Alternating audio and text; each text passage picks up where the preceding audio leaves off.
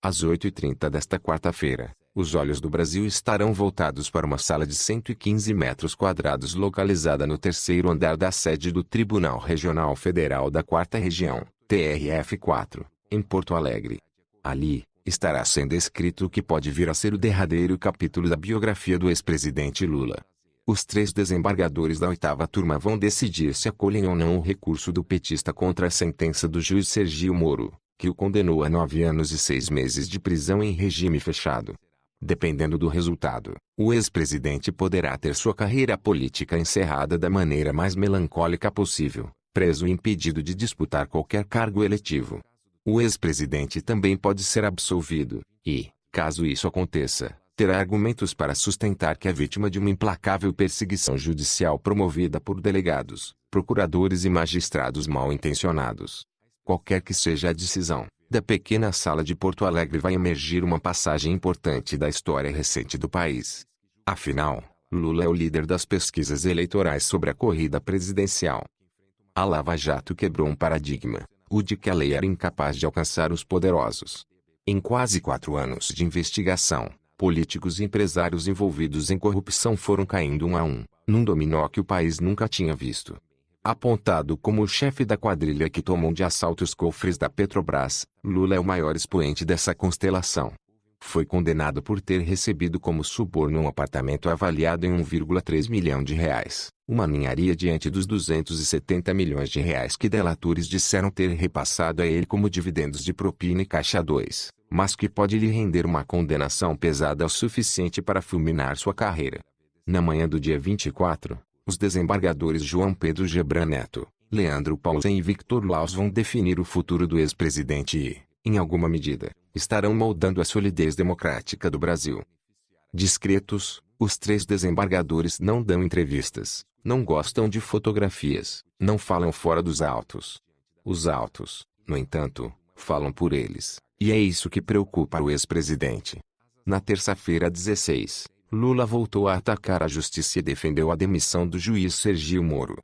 Também dirigiu petardos ao presidente do TRF4, desembargador Thompson Flores, mas evitou críticas diretas aos 3 juízes que julgarão seu caso. Não vou falar mal dos juízes de Porto Alegre porque não os conheço. Não posso julgar pessoas que não conheço, disse.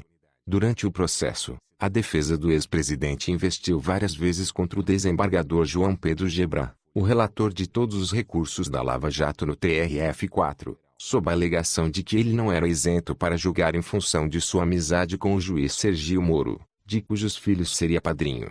Gebran respondeu nos autos: não sou padrinho de qualquer dos filhos do juiz de origem, tampouco este é padrinho de qualquer um dos meus filhos. Veja fez um levantamento de todos os processos da Lava Jato julgados até agora pela 8ª turma. Os números, de fato, são pouco animadores, para os criminosos. Dos 113 condenados pelo juiz Moro, apenas 5 conseguiram reverter a condenação no TRF. Isso representa menos de 5% do total. Mas, em 76 casos as penas aplicadas por Moro foram mantidas ou até ampliadas. Somente 16 réus tiveram êxito em reduzir suas penas. O rigor tem sido uma marca dos julgadores da segunda instância. Um exemplo é José Dirceu, ex-ministro e braço direito de Lula.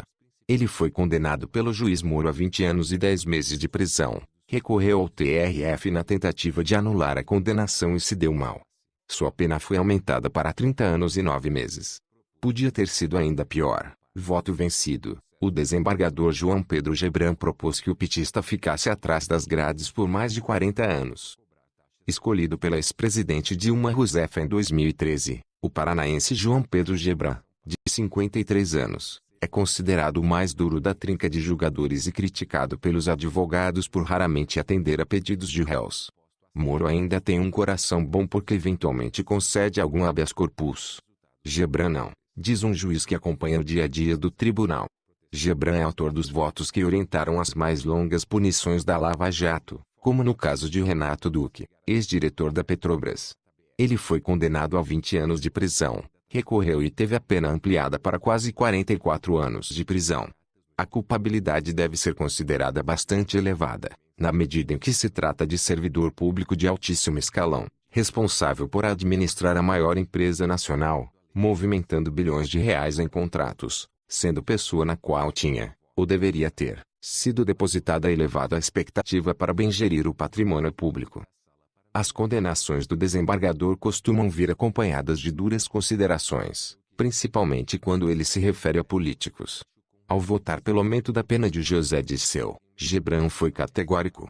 Segundo ele, a culpa do ex-ministro era elevada porque tratava-se de pessoa com alta escolaridade e ganhos bastante razoáveis, compreendendo perfeitamente o caráter ilícito de sua conduta, tendo ainda ampla possibilidade de comportar-se em conformidade com o direito.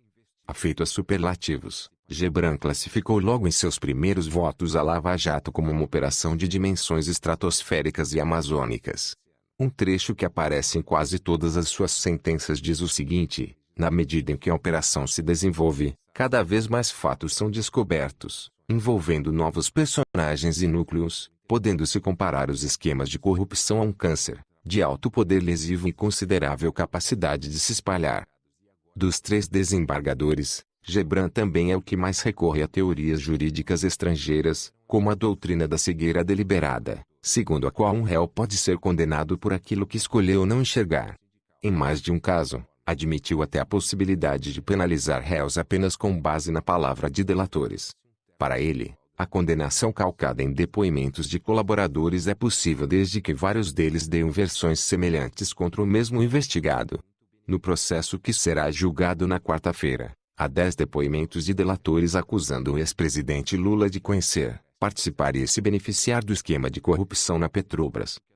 Revisor das ações, o gaúcho Leandro Paulsen, de 47 anos, o segundo desembargador a se pronunciar nos julgamentos, é autor dos votos que levaram à absolvição do ex-tesoureiro do PT João Vacari Neto em 2 processos. Também nomeado para a corte pela ex-presidente Dilma, ele não é um juiz benevolente. Ao contrário, sempre atribui suas absolvições a fragilidades gritantes na coleta de provas pelo Ministério Público. Em suas decisões, deixa claro que não admite a possibilidade de delações serem usadas como única prova para condenar qualquer suspeito. Foi esse argumento, aliás, que orientou a primeira absolvição de Vacari, em junho de 2017. Disse ele, o conteúdo amealhado ao longo da instrução do presente processo comprova materialmente o repasse de propina ao PT, mas, em relação ao então tesoureiro da agremiação, consiste apenas na versão dada pelos réus colaboradores sem qualquer prova de corroboração. Vacari fora condenado por Moro a 15 anos e 4 meses de prisão por corrupção passiva, lavagem de dinheiro e associação criminosa. 3 meses depois, em novo processo contra o ex-tesoureiro petista, novamente o desembargador optou pela absolvição, e teceu críticas ainda mais duras ao trabalho dos acusadores. O caso concreto em análise encontra ainda menos lastro probatório para a condenação criminal. Nenhum depoimento apresentado pelos agentes colaboradores sequer diz respeito aos fatos sub judice, assim como inexiste prova material de corroboração a dar apoio às declarações. Não é possível a aplicação do denominado direito penal do autor, no qual a condenação é lastreada exclusivamente nas características pessoais do agente, independentemente da existência de prova. Os petistas comemoraram o veredicto. A decisão dos desembargadores demonstraria que a Lava Jato não passava de uma conspirata dos procuradores e do juiz Moro. Como não havia provas de que Vacari arrecadava propina para o partido, estava quebrada a corrente que ligava o ex-presidente Lula ao esquema de corrupção na Petrobras. A euforia durou menos de 2 meses, e morreu na ponta da caneta do mesmo desembargador Paulsen. Em um terceiro processo, no qual fora condenado a 10 anos por receber 4,5 milhões de dólares em nome do PT para financiar a campanha de Dilma Rousseff, Vacari recorreu ao TRF, mas, dessa vez, sem êxito. Paulsen escreveu, agora, nesta terceira ação criminal, pela primeira vez, além das declarações de delatores, há depoimentos de testemunhas, depoimentos e, especialmente, provas de corroboração apontando no sentido de que João Vacari Neto é autor de parcela dos crimes de corrupção especificamente descritos na inicial acusatória. Com o voto de Paulsen, o tesoureiro teve a pena elevada para 24 anos de prisão.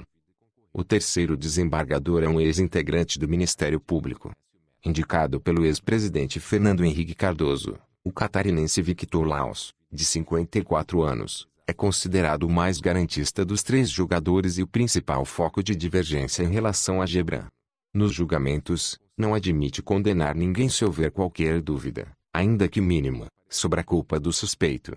Se, no momento do recebimento da denúncia, prevalece o interesse da sociedade para a apuração da infração penal, ocasião em que se apresenta suficiente a prova da materialidade e indícios da autoria, diversa é a fase do julgamento, em que deve preponderar a certeza. Impera a aplicação do princípio indubio pro reo, escreveu logo no primeiro processo da Lava Jato, que julgava um grupo de doleiros.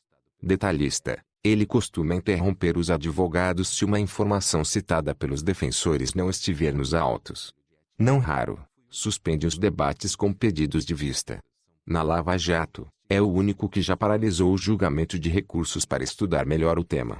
Para se blindar de críticas quanto à eventual demora em devolver um processo, recorre à definição do relator Gebran segundo a qual a Lava Jato atingiu dimensões amazônicas.